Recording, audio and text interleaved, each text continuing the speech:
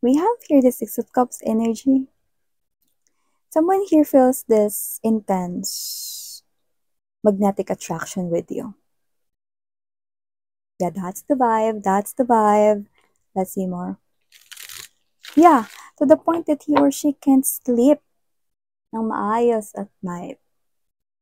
Hanggang madaling araw, niisip ka niya. Whenever he or she closes ang kanyang eyes, no?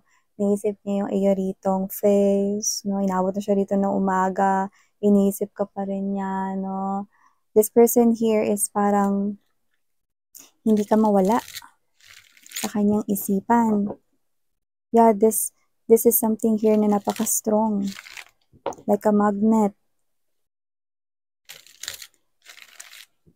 Let us see. Who is this person here? Natingin ko may eye bags na. Sa kakaisip sa mga Nakshis collective ko. Archangel Michael, thank you so much for being present here in this reading.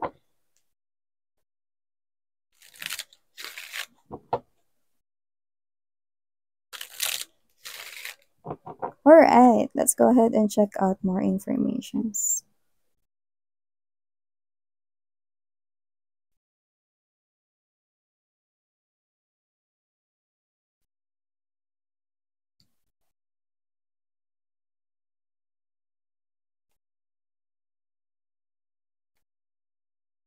Uy. Okay.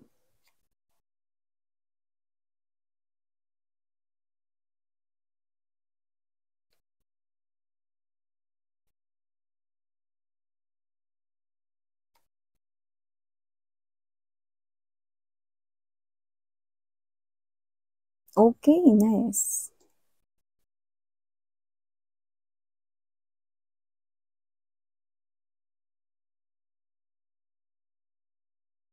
Hey there mga my loves collective. Thank you so much for always being here with me in this channel, babes. So before we start talking more about this for you guys, let me just greet everybody. Hi and hello there, new subscribers. Ako po si Yan. Welcome. At sa mga returning viewers, thank you so much for your warm love and support you're giving me. So, wala po tayo ditong gender, babae, lalaki, LGBT, lahat kayo welcome. Pwede nyo rin pong i-flip yung roles if you want, and at the end of the day, you always have your free will. Of course, no? Na-pray mo rin namang gamitin anytime, anywhere. So, yun nga mga babes, no? Remember, this is timeless. Pwedeng tapos na po ito. Pwede namang nangyayari sa kasalukuyan at pwede namang hindi pa at prediction sa inyong future. But here, from the looks of it, I'm seeing that with the full card energies of Pentacles, Ace of Cups, and another Ace. You've got 3 aces right here. Ace of Wands energy. Someone here. Yan, no?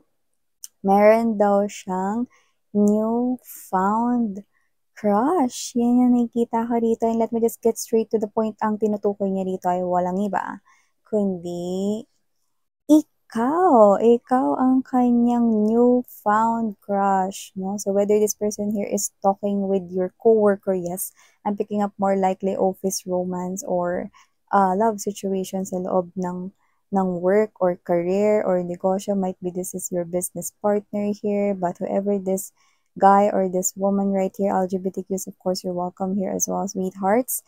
I'm picking up that this person here, ikaw, ang kanyang newfound crush. Yan mga babes, no? At this person here is so excited. That's why we've got 3 new beginnings. So excited siya rito, no? Na magkaroon rito ng something harmonious with you. Not into rush, pero gusto niya na meron ng may simulan. And whoever this individual is, nakita ka rito na may pagka-funny, humorous, no? Posibleng joker din siya rito, masayahin, no? Yun ay nakita ko rito sa energy na to. And for some reason, ngayon, kung hindi niya alam yung social media mo, pinagtatanong-tanong niya na. Yan, no? Lalo na yung mga hindi yung tunay na pangalan yung nakalagay sa social media. Yan, no? Maaaring tinatanong niya na ito sa inyong mga colleague, co-workers, mga katrabaho, yan, no? So, nakita ko rito that this person here, no? Alam mo yung ano, hindi na siya kailangan pilitin, no? Kusa niya na itong gagawin, no? Kasi alam mo, nakita ko dito yung energy na ano, na very ano siya, very expressive siya pagdating sa kanyang emotions and feelings. Yung kunwari ganito, um, siya 'to 'no, na kunwari natalisod siya, na malapit sa'yo na parang sasabihin niya rin sa other ninyong coworkers, "Uy, puwede naman akong itulak, grabe lakas-lakasan niyo pa para umabot ako dito kay collective." Grabe tinutulak ako, "Ay grabe naman kayo." 'Yan 'no. Sino bang tumutulak sa'yo friend, 'yan 'no. Wala naman palang tumutulak 'no, siya lang pala mismo, 'di ba? Very humorous siya, very funny, may gano'n kang mga may experience na mga lines coming from his or her, mismo, 'yan 'no. So nakikita ko dito that this person here na for some reason baka new connection kasi ito kaya di mo siya gano'n pa kakilala. Puwedeng iniisip mo or isipin mo sa umpisa na baka biro lang ito 'no, pero hindi, new found crush ka talaga niya, 'yan 'no. At sure gorado daw siya doon, 'yan 'no. So I think this person here hindi na talaga kailangang pilitin dahil kusa naman talaga ito 'no, na lalabas 'no. Andito si Boy Telescopio, ang King of Cups energy 'no, ayan oh, may telescope dito. 'No? At kung papansin ninyo meron din pong mermaid sa likod. Ayun mga babes 'no.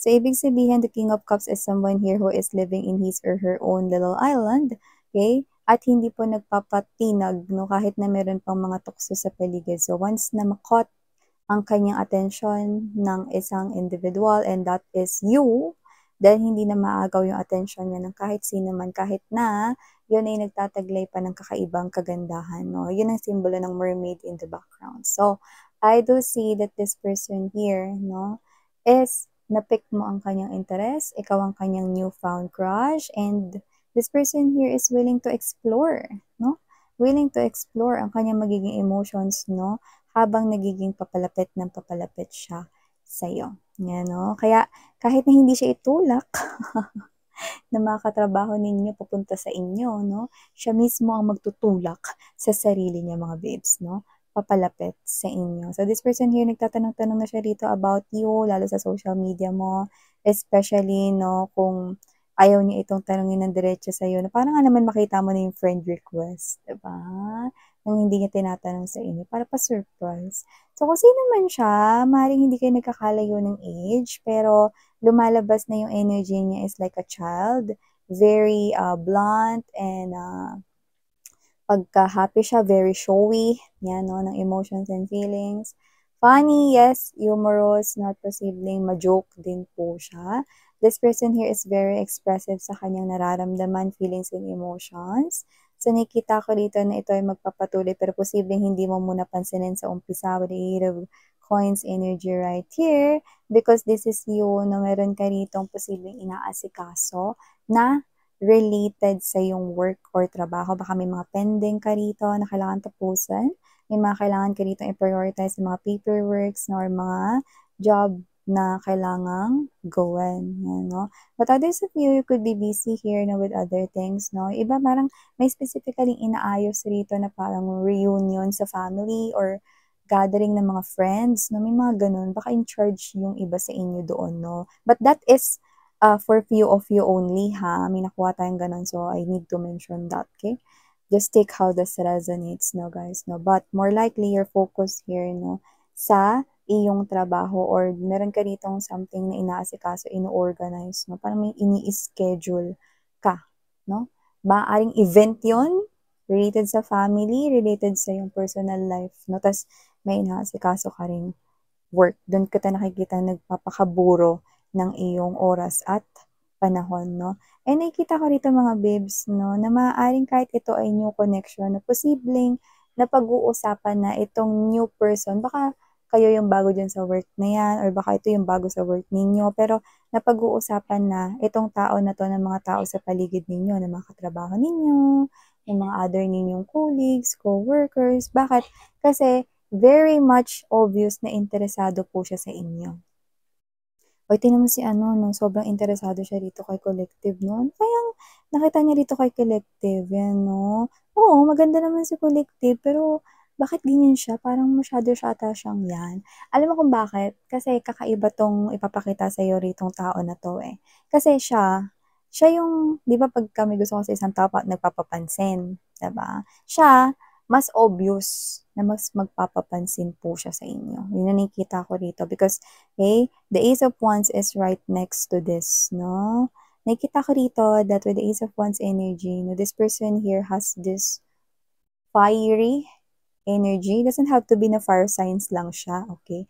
What I mean is yung confidence is nag-aalab, nagliliyab. Ibig sabihin talagang yung pagkagusto niya sa'yo, talagang diretso, no? Kaya nga tinawag kanyang newfound crush, 'di ba? Kasi when you say na crush mo isang person, nai-inspire ka sa kanya, namo-motivate ka sa kanya. So, ganun yung nakikita ko rito. Okay? Parang siya 'to na kunyari siya yung bago diyan sa company ninyo, no? Mas gusto niya rito na maging regular diyan, eh, kaya mas pagbubutihin niya pa rito dahil sa newfound crush ka niya. Gusto niya ma-regular, gusto niya rito na na manatili rin diyan 'no, hangga't nandiya-diyan ka na may mga gano'n siyang energy 'no. Gusto niya pagbutihin sa work, 'yan 'no. Parang kahit na dito yung iba sa kanila posibleng napapagalitan 'no or hindi nakakasunod 'no, nakikita ko dito na well-motivated pa rin sila pumasok everyday just to see you. 'Yan 'no. At alam mo yung 'pag tinanong siya ng ibang tao, "Ay crush mo ba si Collective?" Very straightforward, this person here will definitely say, "Yes," 'no. Aaminin niya ito agad with other people right there, but for some reason tingin ko sa'yo hindi. Kasi kagaya nga ng sinabi ko sa inyo, kapagka, ngayon ay nagkakakilala na kayo, hindi niya pa alam yung social media mo, hindi niya yun tatanong ng diretso sa'yo. Itatanong niya yun sa mga katrabaho or kakilala ninyo, yun. 'No, dun mo nalang makikita na may request na siya sa'yo, 'yan. So, dun ko na nakikita yun. Pero yung ibang tao magtatanong sa kanya, "Ay, may gusto ka ba kay Collective?" Sasagutin niya ng diretso ng walang agam-agam. Mag-ye-yes siya, 'yan, 'no? So, yeah, ganun ko nakikita itong energy na 'to, 'no? And nakikita ko rito mga babes, 'no, na itong person na 'to, 'no, parang, may pagkamahiyain kasi siya. Pero dun lang sa parte ng pagdating dun sa pag-amin ng feelings na talaga. Kaya sa tingin ko, kapag dumating yung time na sasabihin niya na sa'yo yung I love you, yan 'no, tingin ko magiging emotional siya once na banggitin niya yun sa'yo. Kasi sa ngayon, it's a newfound crush and this person here is just enjoying the company here with you guys. Maaaring may nakita siya sa'yo dito right away or instantly kaya kanya naging crush. Pero nakikita ko na parang magiging stable yung pagiging crush kanya no, sa mga susunod na araw na nagsistay siya dyan sa workplace ninyo or maaring negosyo ito kasi posibleng others business partner niyo yan. So, nakikita ko rito no, na itong person na to no, is magsistay kahit na maging challenging at mahirap pa yung mga pagdadaanan niya rito na may kinalaman sa inyong work, 'yan 'no. Nakikita ko dito na malalampasan niya 'yun 'no, kasi ikaw ang inspiration niya, ano, motivation ka niya dito, 'yan. So, with this Three of Wands energy, Six of Pentacles, and the Hierophant, nakikita ko rito 'no, na itong energy na 'to mga babes 'no, ay posibleng mas mag-give pa sa'yo ng atensyon in the future. At ang maganda dito, kahit ikaw yung newfound crush niya mga babes, so nakakita tayo ng Hierophant energy which is I very, very, very love this energy, no? Kasi ang Hierophant energy po is yung energy ng seryoso talaga siya sa'yo. Seryoso talaga siyang maging talagang magkarelasyon kayo. Yung committed relationship talaga. Yung talagang pakakasalan niya kayo, aabot po talaga siya dun, you know. Kaya ngayon mga babes 'no, nagsisimula pa lamang itong inyong koneksyon. Nakikita ko rito 'no, na ito ay posibleng recently lang nangyari, pero ikaw na yung nakikita niya rito na new-found crush niya. Ay miss yan, teka lang. Mamaya ibig sabihin may old crush yan, siyempre meron. Pero siyempre ang ibig ko sabihin dito mga babes 'no, hindi na natin kailangan pang alamin yun. Kasi kung ano man yun 'no, is hindi nun, matutumbasan kung ano yung magiging connection ninyo na posible nitong person na 'to dahil nga sa binanggit ko yung Hierophant energy, okey? Hindi na puwedeng i-ungkat pa natin yung sino man yung, naging crush niya bago kayo. 'Di ba? Hindi na yun importante. Ang importante is ito, yung energy niya, at kung ipupush nyo itong klase ng connection, posible ito na mag-grow. Yan, no?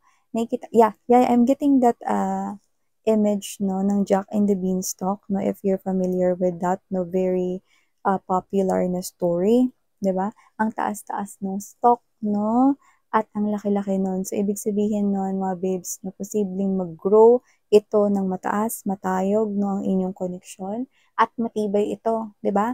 Nagmukhang maliit, no, si Jack nung umakyat siya dun sa beanstalk, tama, 'di ba? So, matibay ito, no, na pundasyon ninyong dalawa, no, at dun pa lang pwede na nating panghawakan, no, na pwede itong mag-lead into something more deeper than marriage. Diba?